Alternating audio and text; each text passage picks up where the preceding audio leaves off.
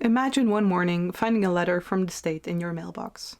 You open it and you read, "Dear citizen, the government has decided to tax blue-eyed people with an additional €100 a month. From now on, we expect you, as a blue-eyed citizen of our country, to transfer the amount of €100 on the 25th of each month. If you wish to make use of the option of automatic transfer, please fill and send the attached form to the address indicated below.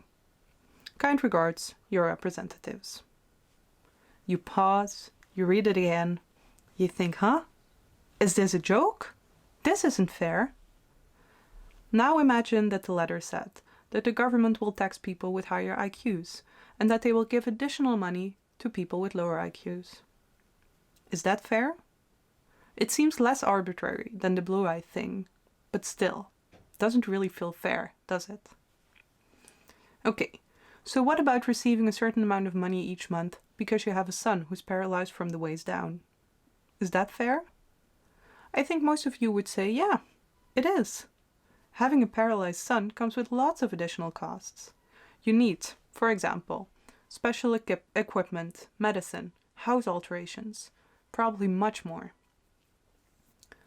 But why exactly do we think this is fair and paying up because you happen to have blue eyes isn't? What if we would live in a society where blue-eyed people have immense advantages over the rest of the population, getting the best jobs and the highest salaries just for the fact that they have blue eyes? Well, if that's the case, maybe it is fair to tax them a bit more in order to redistribute the money among the green and brown-eyed folks. What's at stake in all of these examples is the distribution, or rather redistribution, of monetary resources. In other words, we're talking about distributive justice. When you, as a political philosopher in the making, start thinking about the ideal way to organize society, you automatically think about what is a fair way to organize society. A logical next step would be to think about distributing resources. Who gets how much and why? As you might expect, the answers to this question can vary enormously. Some people, for example, political philosophers who call themselves egalitarians, argue for redistribution in order to make an unfair situation more fair.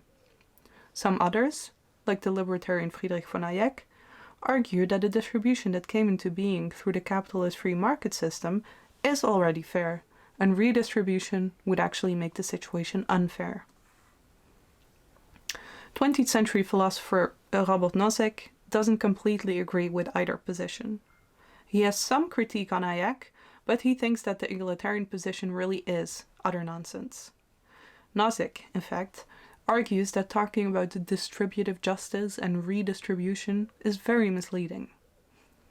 Using those terms gives the impression that there is something like central distribution, that there is a person who controls all resources and who decides on who gets what. That's a very strange representation of reality, Nozick says. After all, there is no initial distribution, is there? We gradually acquire and lose resources. We might have the house that we ourselves built. We might have the money that we made doing our waitressing jobs. We might have received an inheritance from our great-aunt Abigail. Or we might have lost it all in a poker game.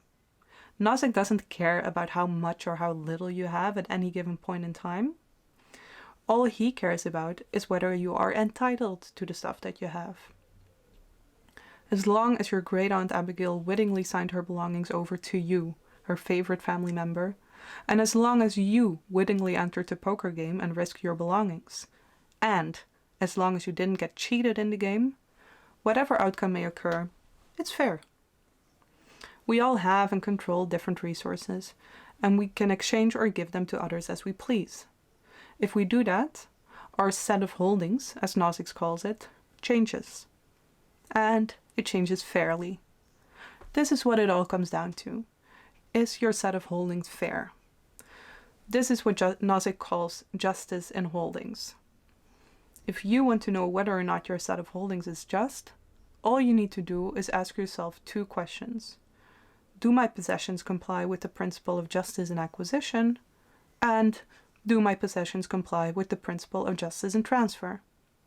What this in very simplified terms means is that as long as the process of acquiring a resource is fair, and as long as free agents engage in exchanging resources, the end result must be fair. Let me give an example. If I pick berries from a bunch of wild bushes, then my acquisition of these berries is fair. They didn't belong to anyone, and now they belong to me. If I then turn those berries into delicious jam, which I sell or exchange for 20 euros a jar, the money I earn is mine. Fair and square. If my neighbor, on the other hand, steals a couple of jars of my jam and sells them, the money he earns with that sale is not fairly his. It does not comply with the principle of justice in acquisition. The thing is, however strange some exchanges might seem, like 20 euros for a jar of jam, exchanging a solid gold pen for a colorful plastic one, gifting a complete stranger my newly bought laptop, these exchanges are just, as long as the transfer was done by free and rational agents. As you see, Nozick doesn't care about outcomes, he cares about the process.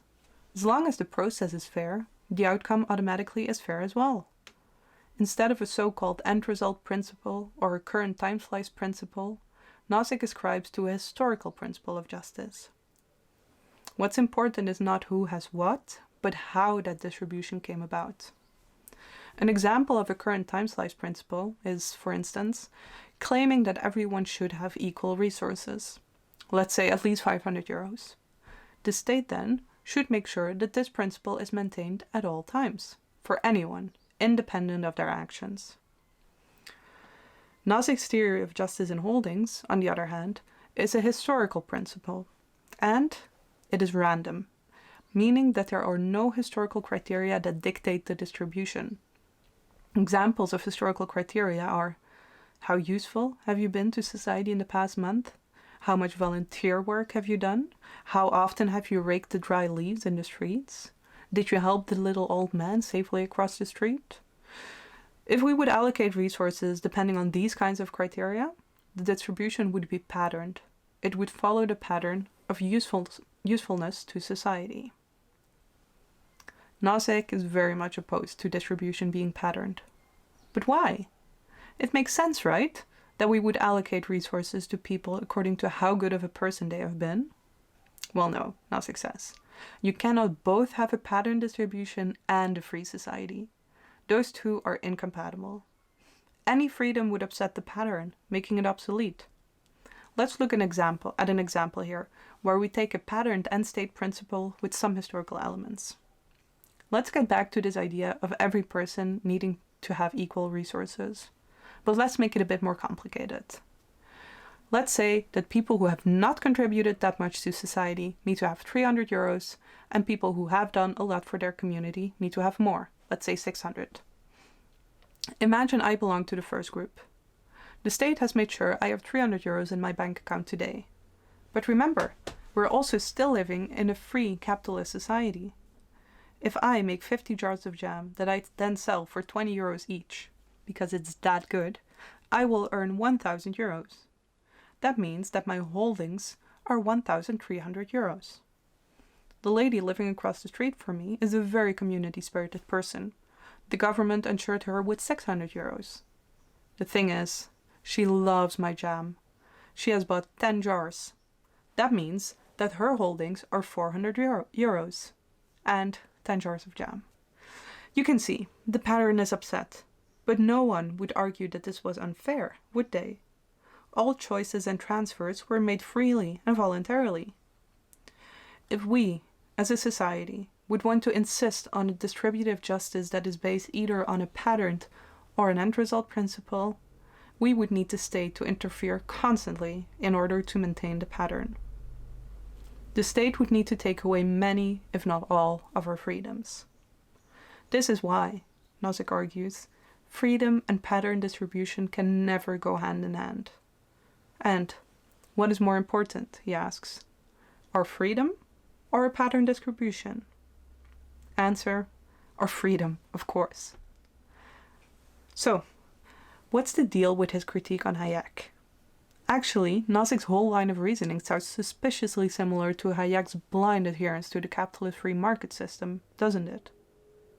Why then does Nozick critique Hayek? Hint, it has to do with patterns.